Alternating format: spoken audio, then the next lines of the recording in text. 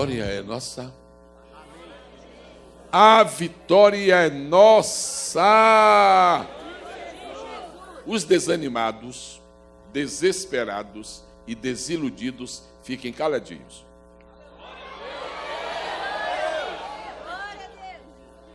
Aleluia, que lindo. Vamos abrir a Escritura Sagrada e vamos fazer o quê? Ler. Bem-aventurado aquele que lê. Eu me sinto tão abençoado por esta obra. Que lindo, eu estou contente de estar entre os amados irmãos. Vamos ao livro dos Salmos nesta noite. Salmo 1. Tão lindo, tão conhecido, né? Vamos deixar as passagens de mistério para outros, né? Vamos ler as conhecidas. Salmo 1, quando se encontraram, pronunciam lindo, aleluia. Aleluia. Bem-aventurado o varão que não anda segundo o conselho dos ímpios, nem se detém no caminho dos pecadores, nem se assenta na roda dos escarnecedores. Antes tem o seu prazer na lei do Senhor, e na sua lei medita de dia e de noite. Pois será como a árvore plantada junto a ribeiros de águas, a qual dá o seu fruto na estação própria, e cujas folhas não caem, e tudo quanto fizer prosperará. Não são assim os ímpios, mas são como a moinha que o vento espalha. Pelo que os ímpios não subsistirão do juízo, nem os pecadores na congregação dos justos, porque o Senhor conhece o caminho dos justos, mas o caminho dos ímpios perecerá. Quantos amam esta palavra? Podem dizer amém? Amém. Dentro de poucos instantes, nós estaremos entrando no nosso assunto, no nosso tema. Mas permitam fazer uma apreciação sobre uma parte deste salmo que não tem diretamente nada a ver com o que vamos falar. Mas passou aqui e vem aquele toque assim no coração e a gente aceita e respeita. Olha como diz o final do versículo 3. E tudo quanto fizer, prosperará. É tão fácil nós lermos a palavra de Deus com pressa. E por causa da pressa com que nós lemos a palavra de Deus, não assimilamos com perfeição o que a Bíblia está dizendo. E quando nós não assimilamos com perfeição o que a Bíblia está dizendo, nós estamos sujeitos a dizer coisas que a Bíblia não diz. Há uma ideia assim muito vulgar, muito popular, de que prosperidade é fundamentalmente a abundância de bens. Essa ideia está difundida. E quando se diz assim, eu vou orar pela tua prosperidade, o irmão já está sonhando com cartão de crédito sem limite, ou coisa parecida. Mas quando eu leio este salmo, eu não entendo assim, porque eu não leio assim.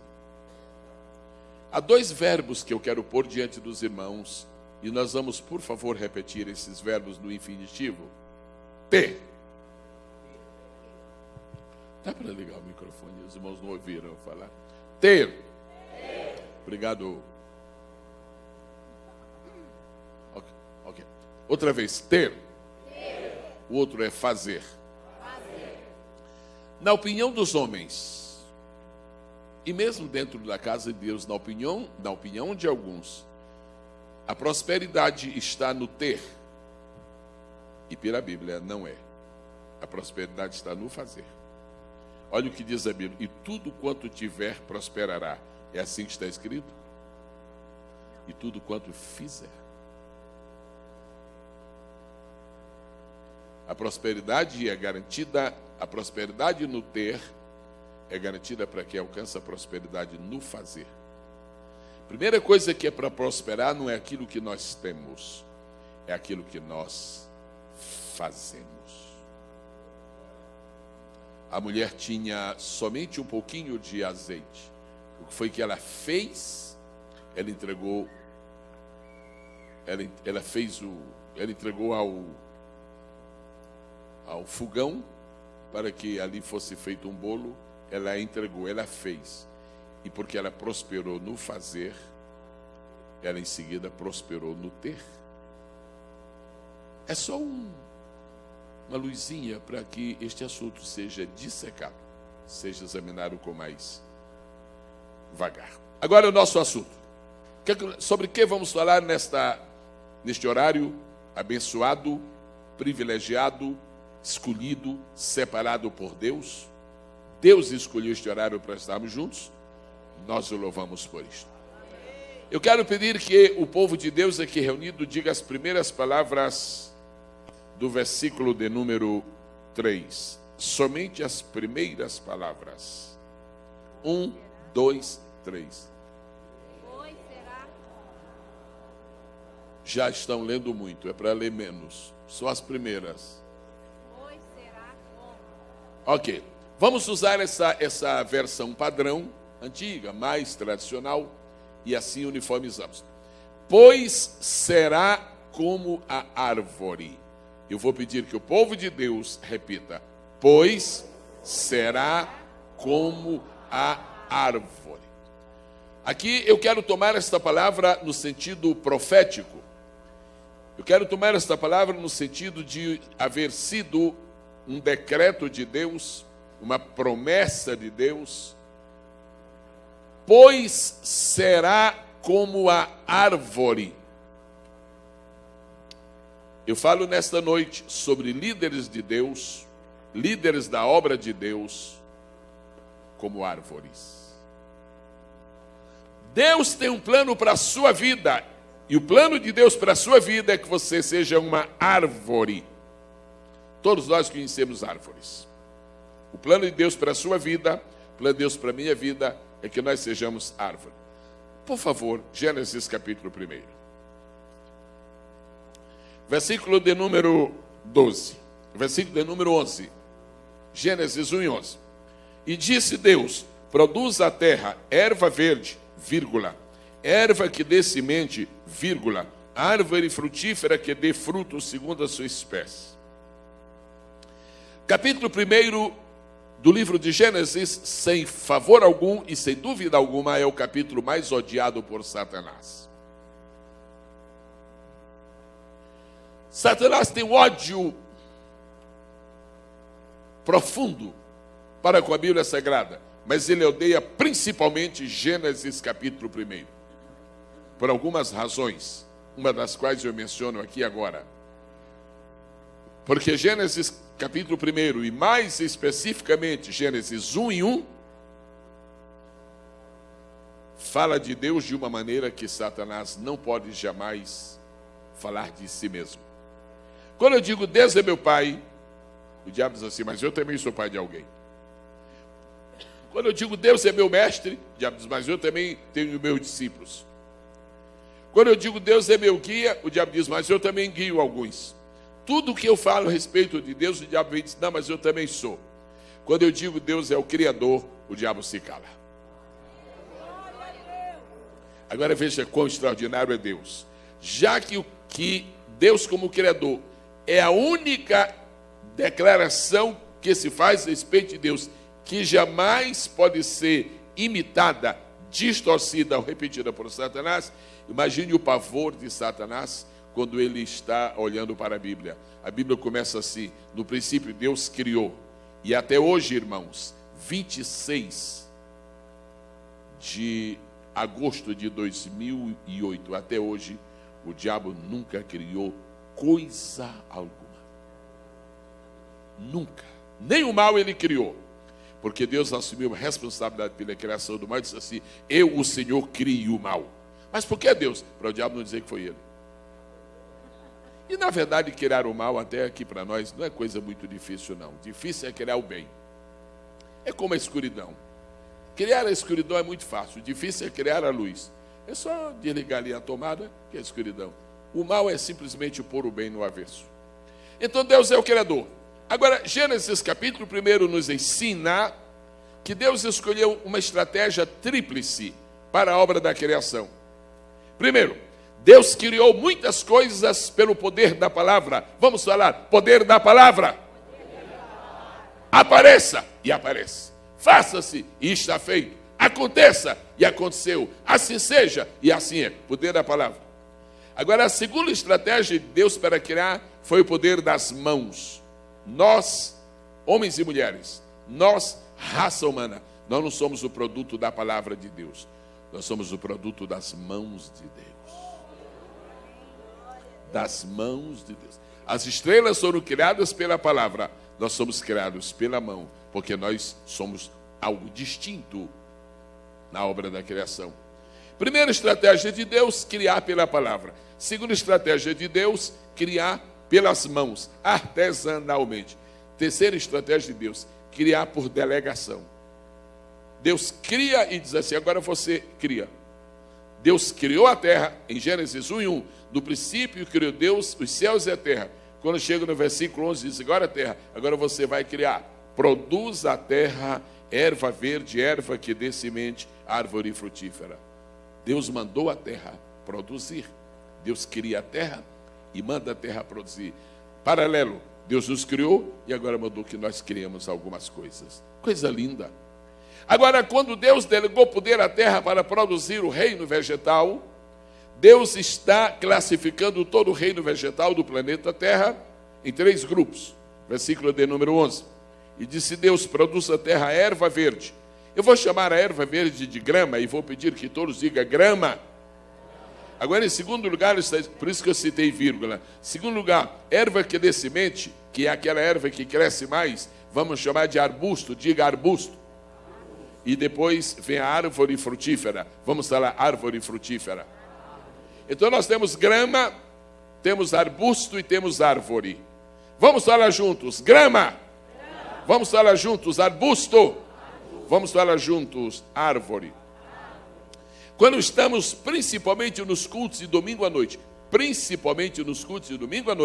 em qualquer igreja, nós sabemos que há 3 tipos de crentes. Aos crentes, grama. Os crentes, relva. Quando eu fui pastor da Assembleia de Deus há alguns anos, na Ilha do Governador do Rio de Janeiro, nós chamamos o obreiro e assalariamos o obreiro para cuidar só dos novos convertidos. E então nós estabelecemos uma sala para que ali ele cuidasse dos novos convertidos e mandei fazer uma pequena placa, uma plaquetazinha e pus na porta da sala dos novos convertidos. Dizia assim, não pise na grama. Ou seja, não machuque os novos convertidos. Essa primeira parte do reino vegetal, a grama, a erva verde, são os novos convertidos. A segunda parte é o arbusto, é aquele que está crescendo, são os crentes que estão em fase de desenvolvimento. Agora, toda árvore um dia já foi arbusto. E todo arbusto já foi uma plantinha. Agora, nem toda plantinha vai ser um arbusto. E nem todo arbusto vai ser uma árvore. Mas o que tem isto que ver com segredos do coração? O que tem isso que ver com uma reunião de líderes? Bom, o que tem isso que ver comigo, você pergunta. É que Deus está falando para você esta noite, você não vai ser grama, você não vai ser arbusto, pois será como árvore. Agora, o pastor titular de uma igreja é um homem que tem uma responsabilidade extraordinária. Se eu estivesse falando esta noite somente para pastores titulares, para pastores que lideram grandes rebanhos e também grupos de pastores, eu iria falar para eles o seguinte: companheiro, não ponha gramas no ministério, porque não vão produzir nada. A grama no ministério, São Paulo dá outro nome, São Paulo chama de neófitos. A Bíblia está dizendo, em palavras que nós estamos tomando no sentido alegórico, que alguém será árvore. E estamos dizendo nesta noite que uma pessoa só está preparada para galgar o sagrado ministério do Evangelho quando se tornar uma árvore. Ministério não é coisa para grama que todo mundo pisa. Ministério é coisa para árvore que alguém pode encostar e ela não balança. Ministério não é coisa para arbusto que alguém chega e pega assim e arranca e sai balançando. Ministério não é coisa para plantinha, que a pessoa troca de vaso qualquer dia. Ministério é para árvore, porque tem raízes profundas, tem estabilidade e tem personalidade espiritual. Deus está dizendo, pois será como árvore. Nesta cidade de Belo Horizonte, nesta cidade, talvez 30 anos, pelo menos aproximadamente 30 anos, houve um grande congresso aqui. E naquele congresso, uma pessoa oriunda da Igreja Católica Apostólica Romana aceitou a Jesus. Era um sábado. Foi uma linda reunião, foi um lindo mover de Deus, e aquele cidadão, que era um pároco católico, aceitou a Jesus. E houve uma euforia muito grande. E houve um entusiasmo muito grande. Claro que quando a alma é salva, devemos nos alegrar, precisamente sendo de um perdido como era. Então, no sábado a pessoa veio a Jesus. E houve uma insensatez muito grande, pastor Jorge Linhares. Porque no domingo seguinte, aquele cidadão que havia aceitado a Jesus no sábado, ele foi para a tribuna no domingo. O que ele aprendeu nos seminários católicos, não fizeram árvore. Não se pode pôr no ministério gramas e nem arbustos. Tem que esperar o tempo de se tornarem árvores para poderem merecer a bênção da unção pastoral, da unção ministerial. O que define a capacidade, o que define a disponibilidade, o que define o tempo apropriado para uma pessoa se tornar um ministro, não é a sua idade, mas é a sua maturidade. Porque há pessoas que têm longos anos de vida e são verdadeiras crianças. E há alguns jovens que amadureceram cedo na vida e já se tornaram árvores. Quantos podem glorificar esta noite o nome do Senhor?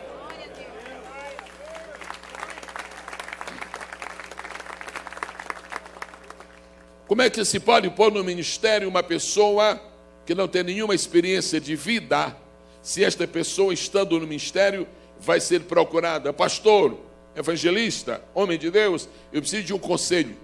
Sabe por que é que Deus nos permite passar por situações aflitivas? Meu Deus, que é isso? Não dava para tu me livrar disso? Jesus tem compaixão de mim. E nós quase nos arrebentamos e sofremos. Que é isso, Deus? O Senhor esqueceu de mim?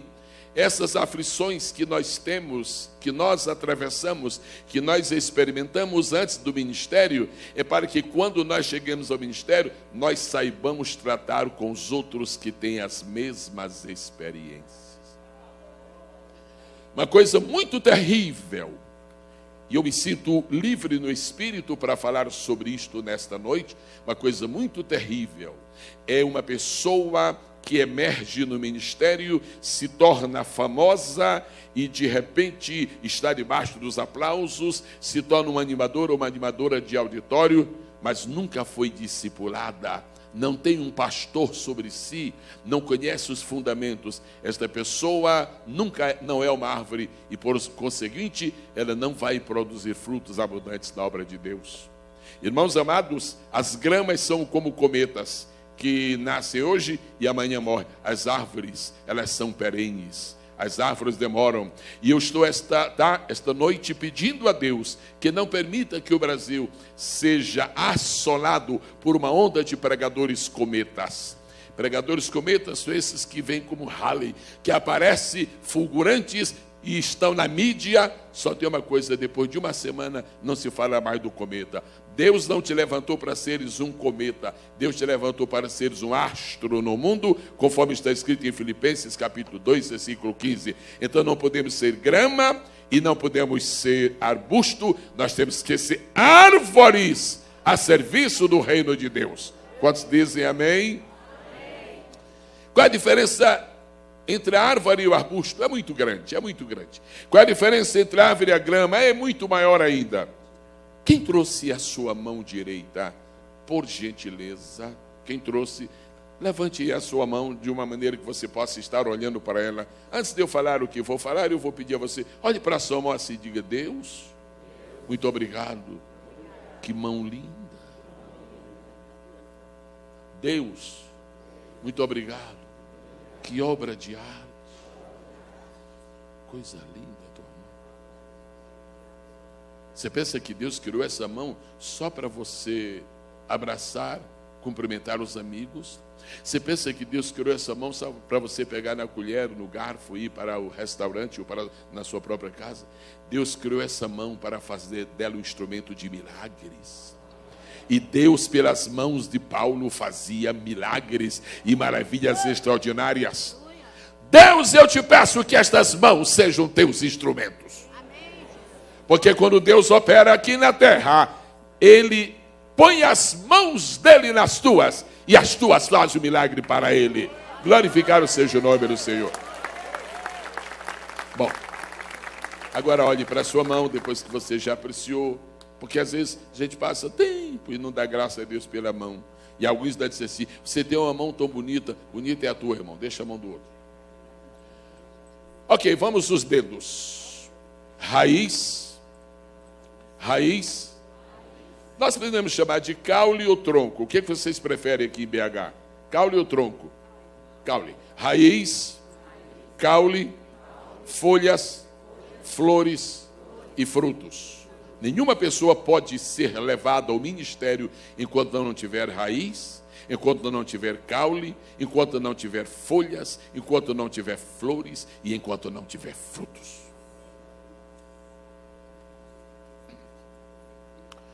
Um pastor uma vez confessou para mim, pastor Jorge Linhares, e disse, Jezeel, eu estou tão arrependido.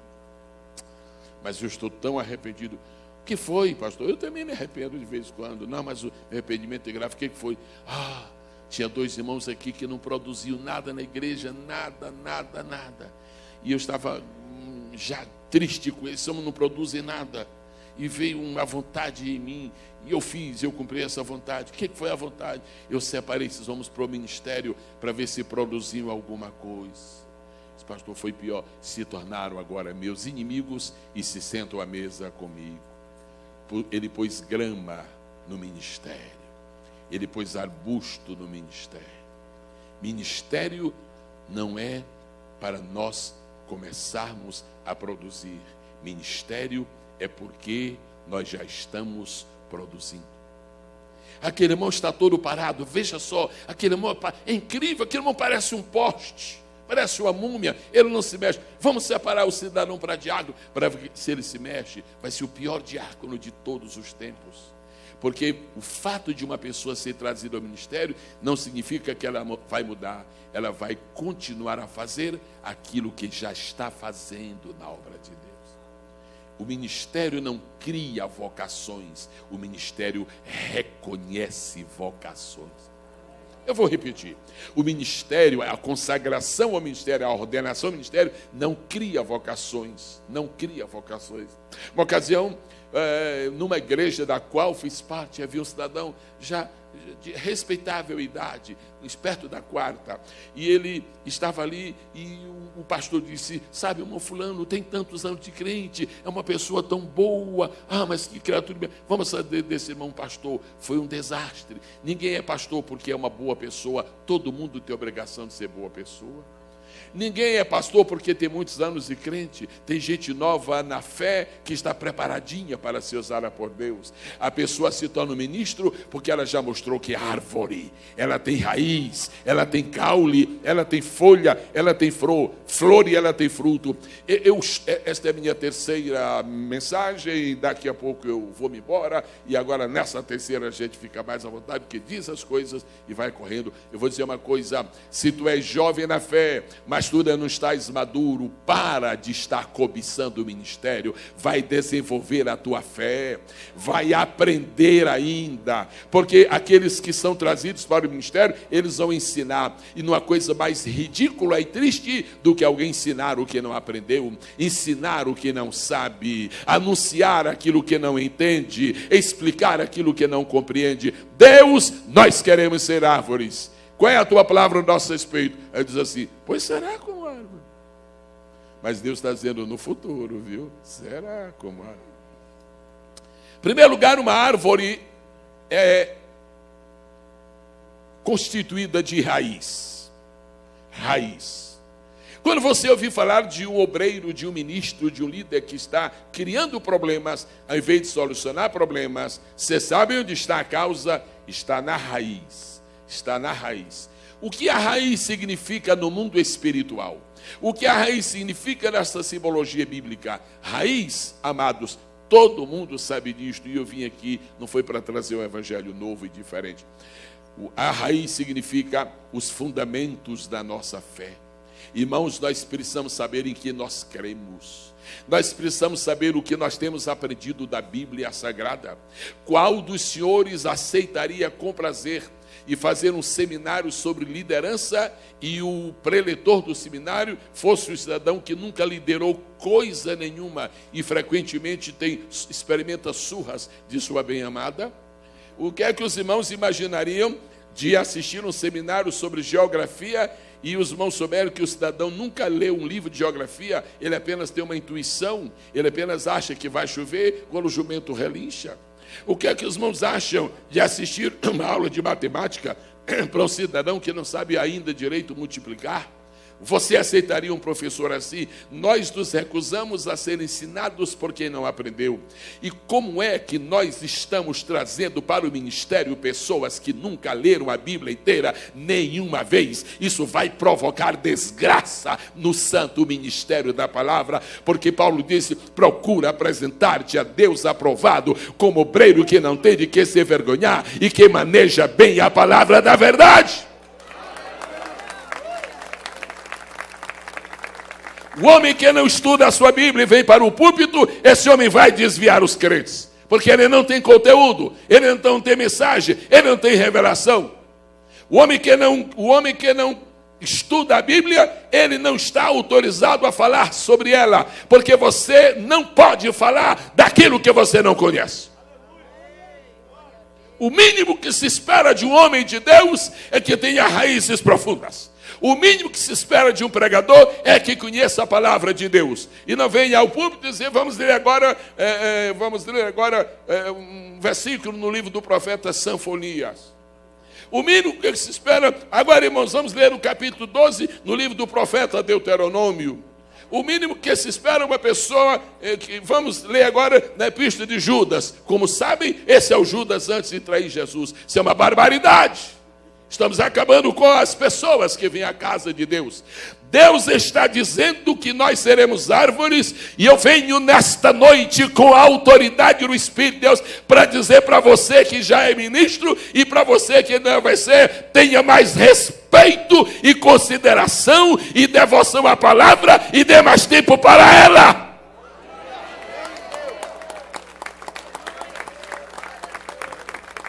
Eu não teria autoridade de vir a esta tribuna para falar sobre a Bíblia se eu não a tivesse lido pelo menos uma vez.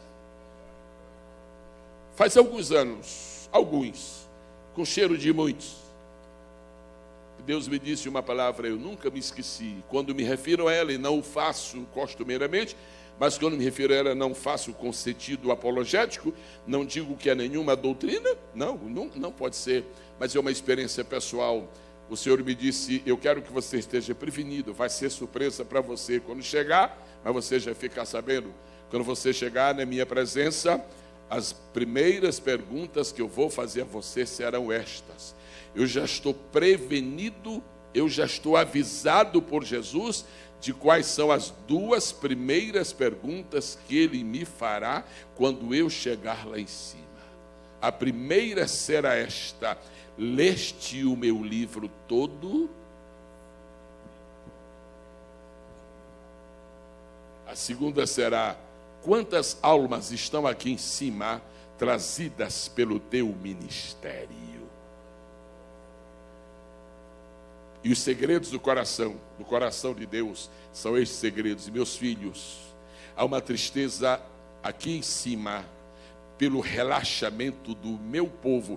E eu estou falando mais especificamente da parte de Deus, pelo relaxamento do meu ministério para com a minha sagrada palavra. Como é que nós podemos interpretar um livro que nós lemos em leitura dinâmica? A leitura dinâmica não foi feita para que se use na Bíblia Sagrada. Se a Bíblia fosse para ser lida em 3 dias, ela teria sido composta no mínimo em uma semana. Ela levou 40 séculos para ser para ser completada, então nós vamos ter que esperar muito tempo para que a compreendamos. Ela levou 16 séculos, ela levou 1.600 anos, ela levou 16 séculos para ser composta. Como é que um livro que para ser composto levou 16 séculos, como é que nós queremos ler em 15 dias, ler em 20 dias? Tem um pouco mais. Eu posso ficar um pouquinho mais nesse ponto, pastor? Posso? O que eu vou fazer agora? Eu já estou com o microfone mesmo. Os senhores acham bonito? Os senhores acham elegante? Os senhores acham distinto? Os senhores acham espiritual? Que o ministro do Evangelho conheça toda a escalação dos times de futebol de todas as Copas do Mundo e não conheça o nome dos 12 apóstolos? Os senhores acham decente que uma missionária, uma pregadora, uma serva de Deus, ela conheça o nome de 40 artistas de Hollywood ou dessas que participam das novelas brasileiras e ela não sabe o nome dos 12 filhos de Jacó? Nós estamos ensinando o que para o povo? Se estamos ensinando a palavra, primeiro vamos entesourar esta palavra no nosso coração, para que o povo tenha mais credibilidade em nós. E muita gente está abandonando os salões, os templos, os santuários, em cujos púlpitos a palavra é anunciada com superficialidade e sem dedicação. Onde Deus está trabalhando forte, Ele está trabalhando pela palavra. E onde Deus está trabalhando forte pela palavra, Ele está trabalhando através de homens e de mulheres que se dedicam à palavra do Senhor. Eu falo sobre... Os irmãos se lembram do que eu lhes disse hoje pela manhã? Meu pai leu a Bíblia toda, 260 vezes. Eu nasci no estado do Maranhão. Eu só conheci cama depois dos 10 anos de idade. Nasci conhecendo rede, dormindo em rede. E não posso me esquecer, várias vezes, eu já estava deitado na rede. Meu pai vinha e balançava assim, e disse, Gesiel, e eu respeitosamente dizia, Senhor, e disse, você leu a Bíblia hoje? E eu não fui ensinado, me disse, eu não li, mas usando alguma coisa assim, de vivacidade, disse, não li, meu pai, mas eu lhe prometo que amanhã eu lerei dobrado. E disse, meu filho, você almoçou hoje? Almocei, senhor. Você jantou? Jantei. Desça da rede e vá ler a Bíblia, porque a Bíblia é mais importante do que seu almoço e seu jantar. Então, quando eu lhes falo sobre amor à Bíblia, eu sei do que eu estou falando. Quando eu lhes falo sobre dedicação à palavra, agora é algo ridículo e triste que nós tenhamos paciência de assistir 3 ou 4 noticiários que são os mesmos, as mesmas coisas. Pode ser na inteira, pode ser na banda, pode ser no Globo, pode ser no Universo, são as mesmas notícias, mas nós ouvimos nós ouvimos 2, nós ouvimos 3, e quando termina, estamos exaustos, estressados, e dizemos, não deu para ler a Bíblia hoje, mas em compensação amanhã também não vai dar. E aí resulta que os nossos púlpitos estão vazios de Bíblia. Eu quero fazer um pedido ao meu Pai que está nos céus. Pai querido, não permitas que este púlpito aqui seja visitado, seja usado por homens que não têm devoção à tua palavra. Porque a pessoa que hoje está indo para o púlpito para contar piadas, os pregadores que estão indo ao púlpito para fazer o povo rir, é porque não leram a Bíblia. Porque quando se lê a Bíblia, o povo está mais inclinado para chorar do que para gargalhar. Quantos podem dizer amém? Esta não é a mensagem que você gostaria de ouvir, mas esta é a mensagem que o patrão decidiu dar para o seu povo. Bendito seja o nome do Senhor.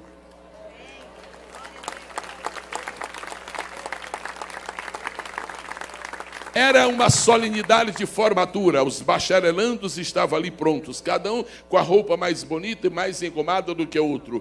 E na fileira da frente estava um ancião, ele estava perto dos seus 90 anos, um grande homem de Deus, um homem que havia tido muito sucesso. E havia um jovem bacharelando, e ele na sua euforia, na sua inquietude, ele olhava para o lado e controlava o relógio que recebia a hora de receber o seu diploma, e de repente ele deu uma vontade de fazer uma pergunta, disse: reverendo, e o reverendo olhou assim por baixo: fala, meu filho, desculpe, a hora não é para conversa, mas aproveitando que o senhor está aqui, eu não sei se eu vou estar com o senhor outras vezes, é o seguinte, qual é o maior sinal de um avivamento na igreja? E ele virou assim: esses meninos gostam de fazer pergunta, mas eu vou te responder. E ele baixou a cabeça assim, elevou o dedo assim e disse: meu filho, o maior sinal de avivamento na igreja é um lenço. Mas lenço, reverendo? Sim, é um lenço. Por quê? Porque quando existe avivamento na igreja, o povo não leva chicletes, o povo leva lenços, porque sabe que vai chorar quando Deus falar no meio do seu povo.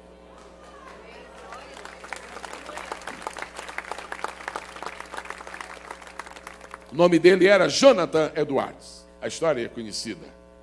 Ele não enxergava bem. Não havia luz elétrica. A memória dele era fraquíssima. E ele passou uma semana compondo um sermão, porque se fosse falar tudo de memória, poderia perder-se. E escreveu ali, lá baseado naquele texto clássico de Deuteronômio: ao tempo em que resvalar o teu pé. Título da mensagem: pecadores das mãos de um Deus irado. Meditou, recebeu, produziu. E chega para a tribuna. Era o tipo do pregador que seria rejeitado hoje. E a mídia, se fosse lá, era só para pôr em programas de excrescências. Então, chega lá, uma vela na mão e o texto aqui na outra, e começou a falar. Só que ele havia estado com Deus. E daqui a pouco, pelo meio da mensagem, uma senhora grita: ai, ai! E alguém estava dizendo: que foi? Eu estou sentindo que o inferno está perto de mim. Daqui a pouco, outro diz: ai, ai, eu preciso de me arrepender. Quando Jonathan Edwards está terminando o seu sermão, sem nenhum apelo, sem nenhum convite, a multidão estava agonizando e chorando aos pés do Senhor, pedindo misericórdia. Nós precisamos que esses pregadores voltem à tribuna. Nós precisamos de uma classe de profetas de Deus comprometidos com a palavra e não comprometidos com o aplauso das multidões.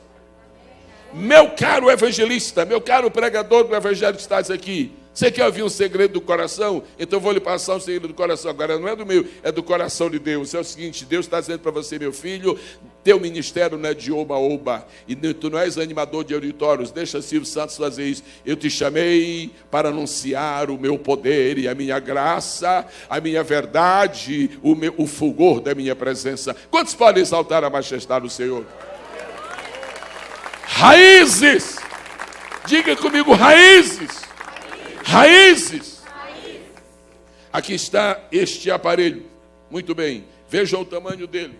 Suponhamos que isto aqui seja uma árvore. Eu estou me referindo a uma palmeira oriental. Está aqui, muito bem, mais de 1 metro. Esta palmeira está aqui. Se isto aqui fosse uma palmeira oriental, daquelas a respeito de quem o salmista fala no Salmo 92, e diz assim: o justo florescerá como a palmeira. Alguém pergunta por que a palmeira oriental, principalmente a oriental, mas em geral, por extensão, todas as palmeiras. Porque a palmeira não cede quando o vento sopra. Porque a palmeira, tendo na verdade um caule aparentemente pequeno, mas ela está tão firme. O segredo da palmeira é o seguinte: se a palmeira tiver esse tamanho para cima, ela tem este mesmo tamanho para baixo. Se ela tiver 1,5 metro da superfície para cima, ela tem 1,5 metro escondido. Mais importante do que aquilo que as pessoas veem e sabem e ouvem de ti, é a tua vida secreta com Deus. Como é que nós podemos esperar um poderoso avivamento do Espírito do Senhor nesta terra, se nós temos pregadores que não têm vida secreta com Deus? Se nós temos pregadores e pastores que não têm raízes? Tu não vales tanto aquilo que tu és para cima, tu vales mesmo aquilo que tu és para baixo. Tu não tens palavra para dizer aos homens, se tu não estiveste com Deus para ouvir as palavras dele.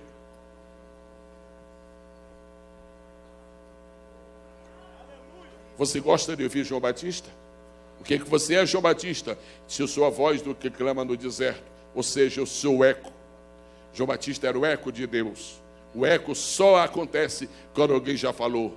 Há pessoas que têm a sua própria mensagem. Eu não tenho mensagem, você não tem mensagem, nós não temos mensagem. Nosso ministério do eco. Fala a Deus aí em cima, que eu ecoo aqui embaixo. Porque uma coisa disse Deus, duas vezes a ouvir. O poder pertence a Deus. Quantos podem aplaudir a grandeza de Jeová?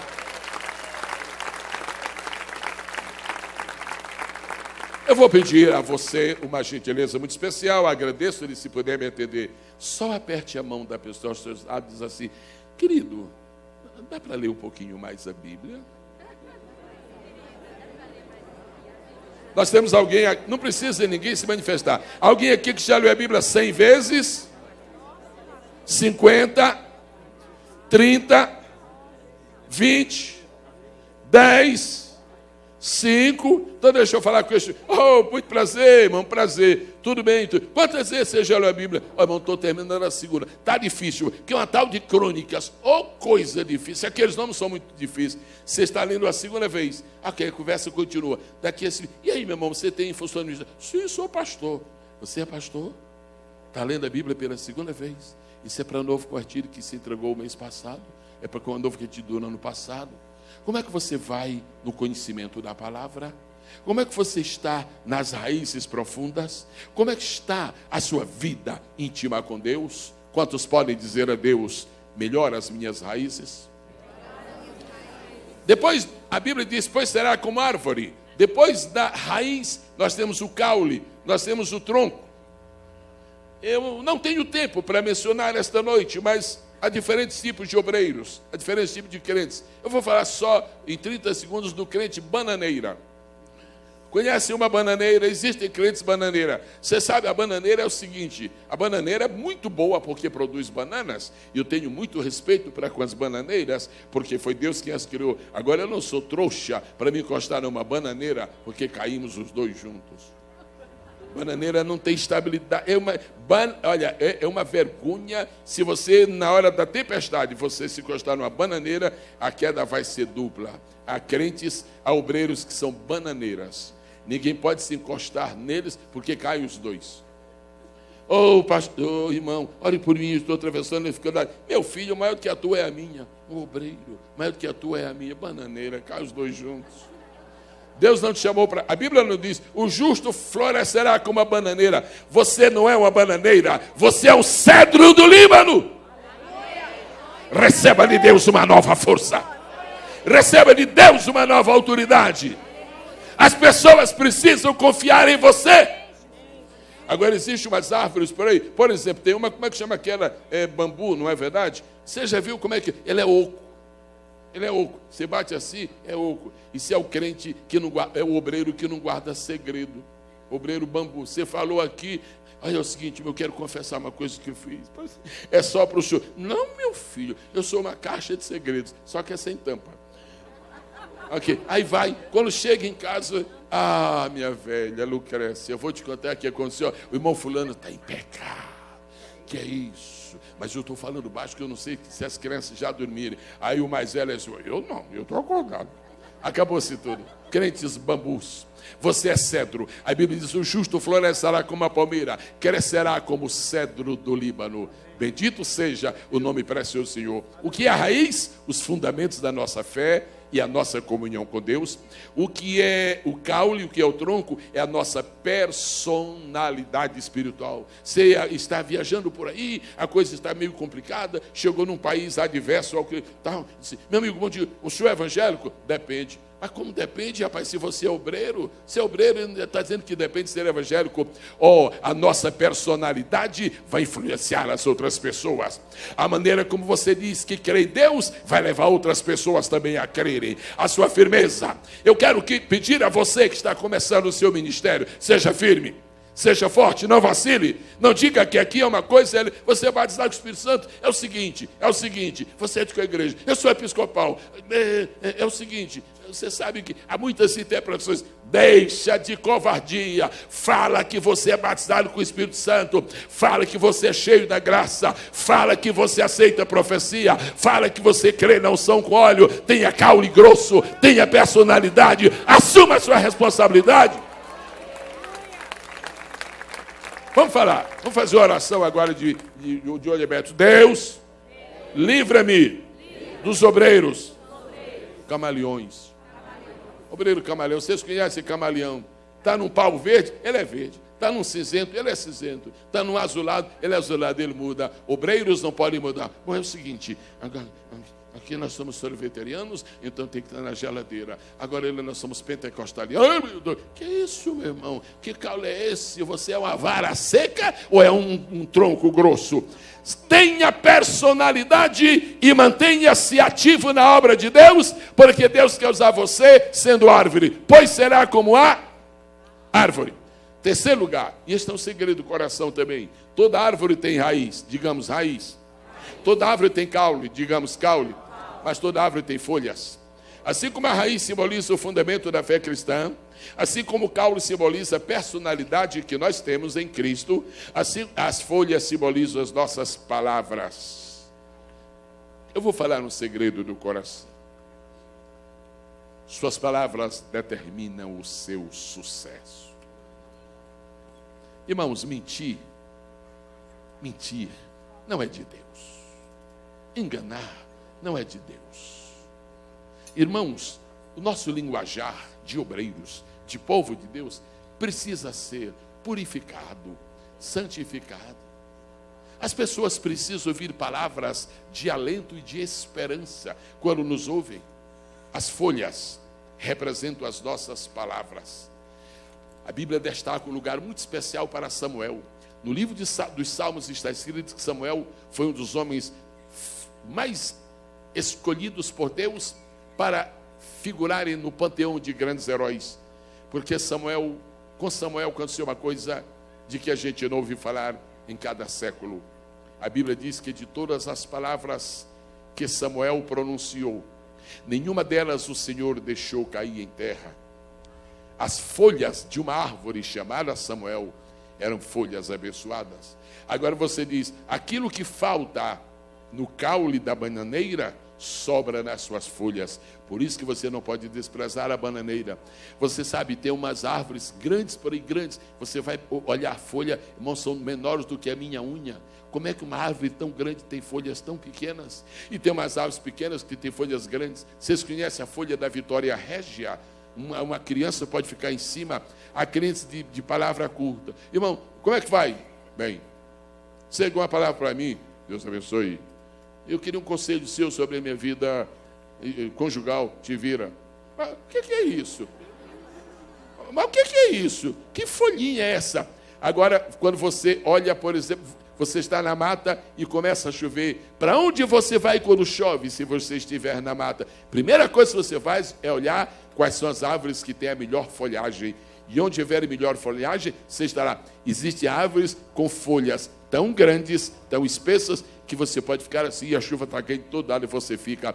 Há muita gente que está na miséria e está esperando que as tuas folhas venham exercer uma cobertura e um apoio espiritual. Que Deus abençoe as folhas da nossa vida, que Deus abençoe o nosso linguajar, que Deus abençoe a nossa maneira de falar, que Deus abençoe a nossa palavra para ser uma palavra de fé e de esperança. O que a gente vai fazer?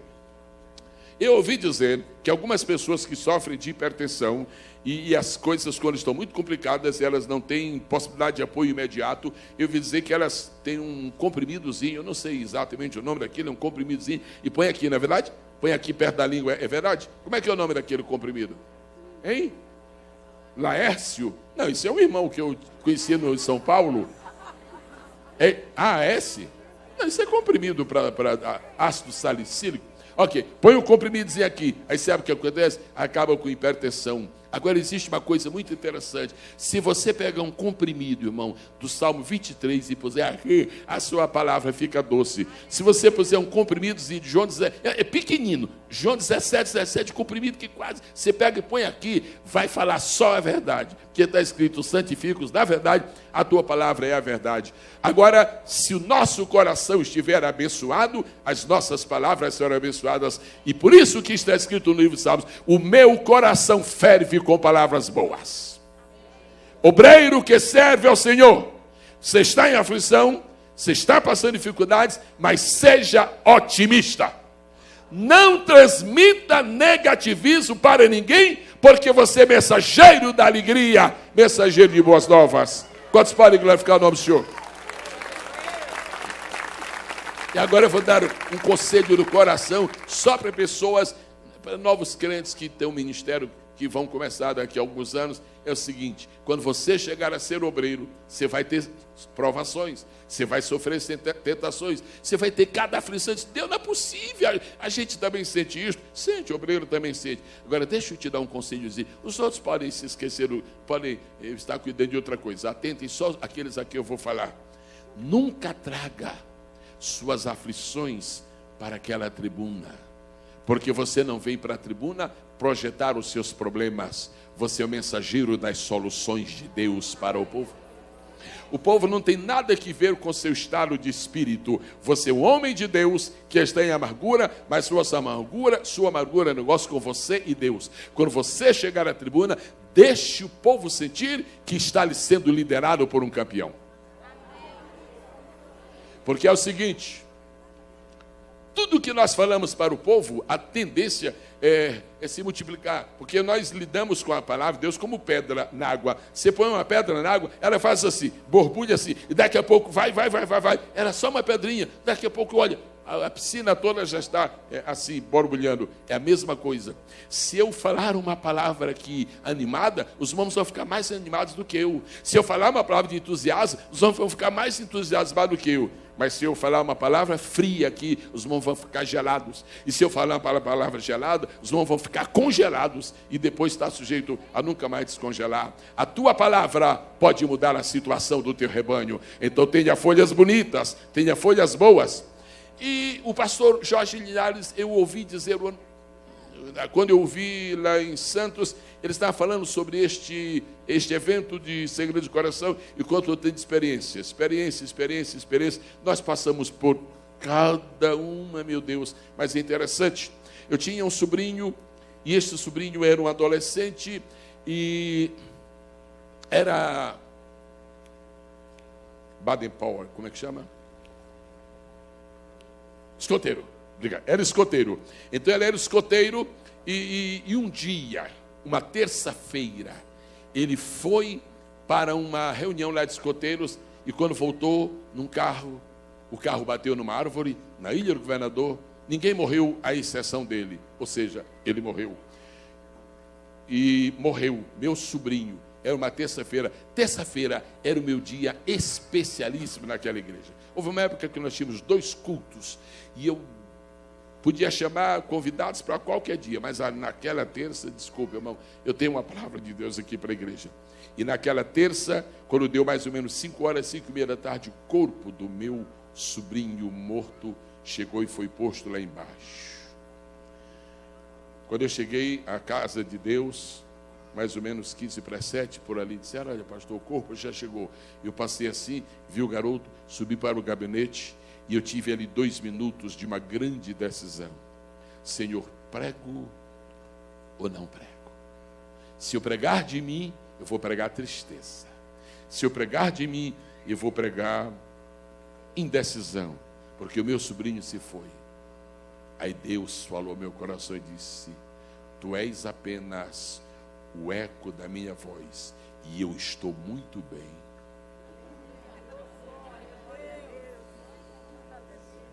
Aí Deus me convenceu que se ele está bem, eu estou bem. Então escutem só o que aconteceu. Senhor, me dá a tua graça.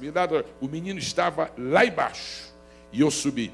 E cheguei na tribuna. Primeira coisa que eu fiz, todo mundo já sabe o que é, porque é o que eu sempre faço. Cheguei e disse: irmãos, a vitória é nossa pelo sangue de Jesus. E havia já alguns irmãos ali que sabiam que o menino estava lá embaixo morto.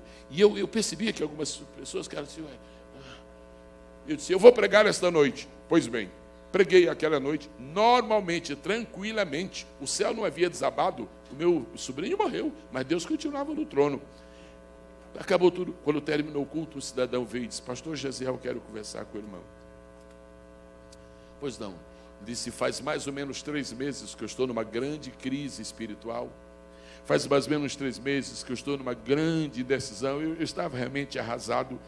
E eu estava realmente inclinado a deixar tudo, achando que não vale a pena. Quando eu entrei aqui hoje, primeiro eu fui lá embaixo e eu vi o seu sobrinho que está lá, e eu subi. Disse, agora acabou-se tudo. O sobrinho do pastor morreu.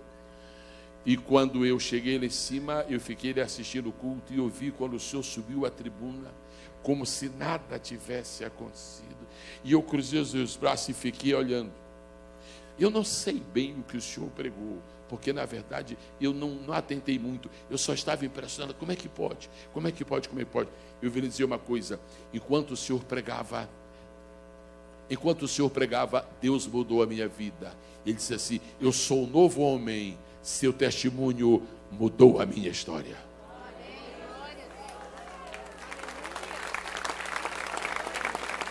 Pastor Jorge, se cada vez que nós sofremos uma afronta, se cada vez que nós sofremos um tropeço, se cada vez que nós tivermos um contratempo, nós deixamos de pregar, o diabo já sabe onde é que nós vamos perder o nosso ministério. Todo dia tem um problema. Hoje eu não prego porque me caluniaram, meu Deus, e Deus sabe que eu sou inocente. Hoje eu não prego, estou de quarentena. No outro dia, hoje eu não prego. Não prego. A minha querida esposa adoeceu, eu vou pregar comigo. Todo dia vai vir um problema. Eu quero te convidar a desafiar todos os percalços que houver, porque tu tens um ministério sólido e poderoso. Quem te sustenta é Deus. Quem te sustenta é Deus. Quem te sustenta é Deus. Quem te sustenta é Deus. Tu não és um pregador dos teus sentimentos, tu és um pregador da revelação de Deus. Tu não vens aqui a esta tribuna para dizer ao povo o termômetro da tua alma. Tu vens dizer ao povo que o rei está no trono e nunca será abalado. Aplauda, Jeová.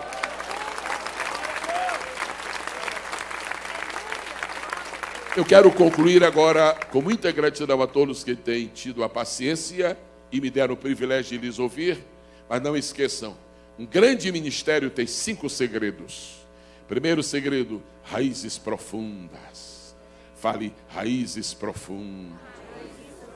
A dificuldade que as pessoas que trabalham em remoção de árvores têm é com as árvores de raízes profundas. E se você estuda um pouquinho de botânica, você vai ver que toda árvore tem raízes, mas tem uma raiz mestra, tem uma raiz principal. Aquela é tremenda, uma raiz principal. Ela vai, ela só para de crescer e só se aquieta quando ela encontra água.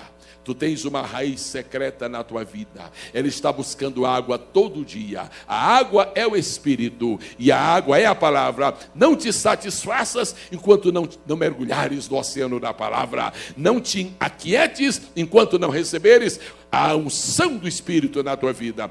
5 segredos de um ministério de sucesso. Primeiro, só vão repetir e terminamos. Raízes profundas. Personalidade forte. Palavras abençoadoras. Presença de esperança. São as flores. Tem raiz, tem caule, tem folhas, mas tem flores. Tem flores. Todo mundo gosta de um jardim por causa das flores. Eu queria que você soubesse de uma coisa. Você está vindo à igreja 1 ano, 2 anos, 3 anos, 4 anos, 5 anos, está querendo ficar triste, porque todo mundo me vê, mas o pastor Jorge Linhares parece que não me vê. E tem diáconos aí que são meus filhos na fé e eu aqui estou. Mas isso foi uma coisa que aconteceu atemporalmente. Na verdade, esse é muito alegre. Deixa eu dizer uma coisa. Talvez tu nunca subiste a esta tribuna. Talvez tu nunca evangelizaste uma pessoa pelo rádio. Talvez tu nunca fizeste aquilo que as pessoas compreendem, sabem e reconhecem que é um trabalho especial. Mas escuta só, tu tens um sorriso tão cativante. Deixa eu dizer uma coisa. Existem pessoas que foram salvas por Jesus, porque o caminho foi preparado assim. Quando elas entraram no santuário, elas encontraram um crente tão sorridente, e elas estavam tão tristes. E aí Deus começou a preparar. Se essa pessoa está tão alegre e eu estou tão triste, ele está numa vida, só pode estar numa vida melhor do que a minha. As mensagens daqui produzem transformação de vidas, mas o teu sorriso prepara o caminho para a semeadura. O teu visual, nós somos as flores do grande jardim de Deus. E por último, raízes profundas. Personalidade firme e forte. Palavras abençoadoras, presença de alegria e de esperança. E por último, frutos. Ouça-me as palavras últimas que tenho para repartir com o irmão e com a irmã. Sua vida só tem aprovação de Deus se tiver frutos. Pastor Jorge Linhares é um homem de muito amor e de muita paciência, mas ele sempre tem tido uma estratégia cuidadosa. Se uma pessoa em algum lugar, em alguma igreja, cometeu um homicídio, ele tem que agir: olha, meu amigo, é o seguinte, Jesus te perdoa, eu te abençoo. Agora é o seguinte, homicida, rapaz, não dá para ficar na igreja, peraí, um momentinho, senão vai ser difícil. E se vem um pecado grave, e se vem outro, e se vem outro. Nós estamos sempre achando que as pessoas que cometem certos pecados muito graves, na verdade, não devem permanecer, pelo menos por um tempo na igreja. Eu penso que nós estamos certos. Agora, deixa eu dizer uma coisa. Só tem uma classe de pessoas que Jesus mandou tirar do hall de membros da igreja. Só tem uma classe de pessoas que Jesus mandou excluir. Tira fora. E não estou falando dos adúlteros, e não devem continuar adúlteros. Eu não estou falando dos maconheiros, e por favor, que não os haja na igreja. Eu não estou falando dos assassinos, não. Eu estou dizendo de uma classe que Jesus olhou e disse: esta é a pior classe que pode estar na igreja. Jesus disse assim: se alguém não produz fruto, corta, tira da minha casa, porque a vida sem fruto, ela é mais contagiosa do que varíola. Mais contagiosa. Varíola pega. A incapacidade de dar fruto pega muito mais. Vamos estar de pé no nome precioso do Senhor Jesus. Agora eu concluo minha participação com uma pergunta. Com uma declaração e com uma pergunta. A declaração é a seguinte: algumas pessoas não viram o princípio, mas ouviram o fim, que é melhor do que o princípio, que também é importante, porque a palavra de Deus. Mas ouça-me, você não vale o dinheiro que você tem na conta bancária. Você não vale as roupas luxuosas que você veste. Você não vale os amigos que você tem na cidade, na praça. Você não vale esse sobrenome que você tem de gente, hein? Não é isso que dá o valor a você. Você vale o fruto que você produz para Deus. Você vale o fruto que produz para Deus. Eu quero pedir encarecidamente e quero pedir humildemente. Todos os pastores que se encontram neste santuário, permaneçam, por favor, onde estão, mas eu lhes peço que levantem a sua mão, que cada um levante a sua mão, porque eu vou fazer um pedido a Deus. Pastor, deixa eu dizer uma... Vem aqui, por favor, vou falar um segredo aqui para o meu querido. É só para nós dois e os outros. No dia que eu parar de dar fruto, eu não preciso mais viver. No dia que eu parar de dar fruto, minha vida perdeu sentido. Tu vales o fruto que tu produzes.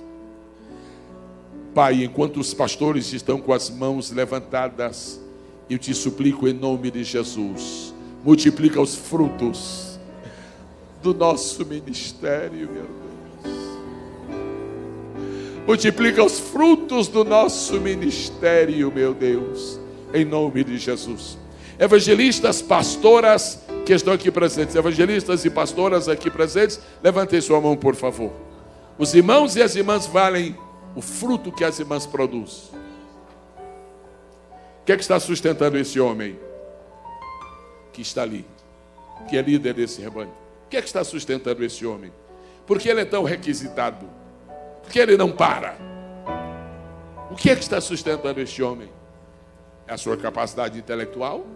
Os diplomas que ele possui? É a sua conta bancária? É o carro que ele tem? É a grandeza física desta obra? Não. São os frutos que ele tem produzido para Deus. Eu declaro em nome do Pai, do Filho e do Espírito Santo que os teus frutos só vão crescer, Jorge Linhares.